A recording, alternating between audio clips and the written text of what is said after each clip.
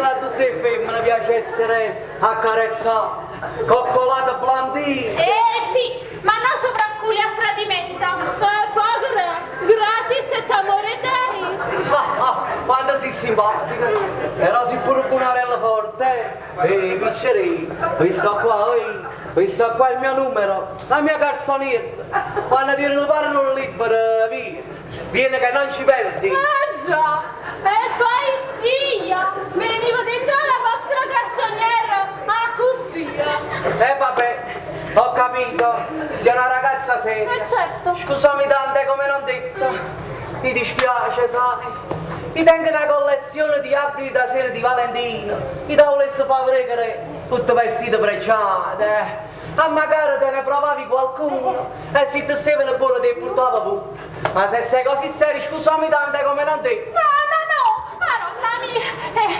Ma come vi arrendete presto voi? Avete detto abiti di Valentino.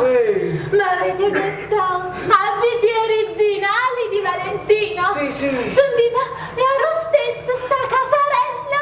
Discesa caiola 40.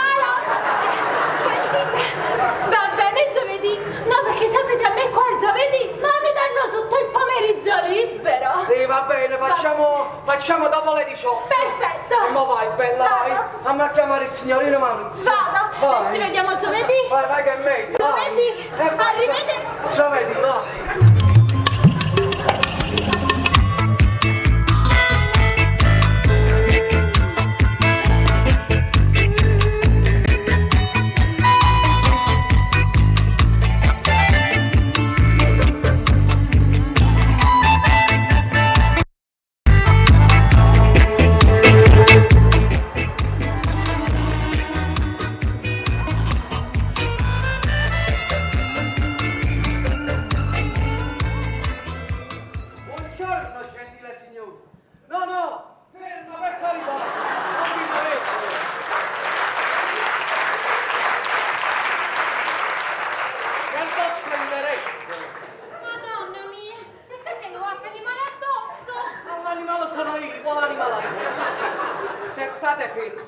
Non va perduto quel raggio di sole che vi rende luminosa e splendente come la Madonna di Piero della Francesca.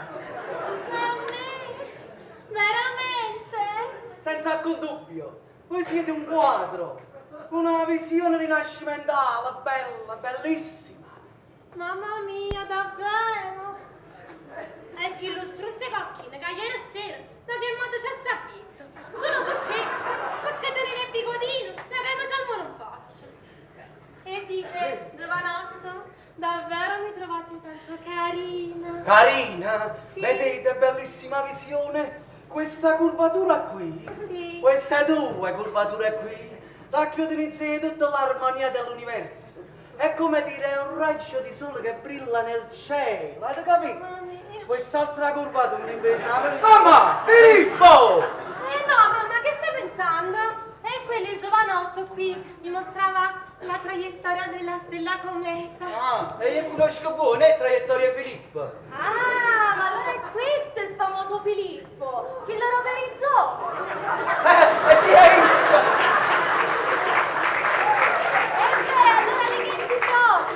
Come mi hai spiegato tu, eri ricchione dichiarato? Ma che cosa? Sì, è vero! Il mio amico Filippo è ricchione! Ma che? È una creatura delicata, sensibilissima, è un timido fiorellino di bosco. Io che so? Una tenera mammoletta. Si chiama Mammoletta. Sì, Filippuccio, e qui siete amici. Apriti, apriti. Ma mo darà paga! Mi fa così, ma è dall'altra sponda, Era sì tu. So che Dorione, bello! Voleva dire ricchione, voleva dire.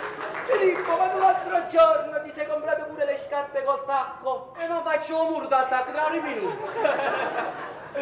Ma secondo noi che siamo da buona la sapere, per piacere, è questione di vita o di morte. Vedete, in questo corpo d'amacio si nasconde un piccolo e delicato germoglio. Questo bel giovanotto qua, un piccolo e delicato germoglio. Sì, confesso, sono un Giacinto in boccio. E senti, ma se tieni la voce da baritono? Tenga la voce voce parite, no, è che sono stato costipato, si sono infiammate le corde vocali. No, venite un poco. Una vara tonda che trovo un uomo che mi apprezza. E frociamato. Come sono sfortunata. E senti, caro, e stamattina, no? Che mutandine tieni? Quelle a velo o quelle ricamate? E me le fai vedere, sì? Me le fai vedere? Ma cara, mica posso mostrartele qui in pubblico, e non siamo mica tutte donne noi, e poi oggi sai, sto un po' indisposta, e quindi non posso. Ma se andiamo di là, ti faccio vedere un nuovo modo di mettere un mascara coppa a lui.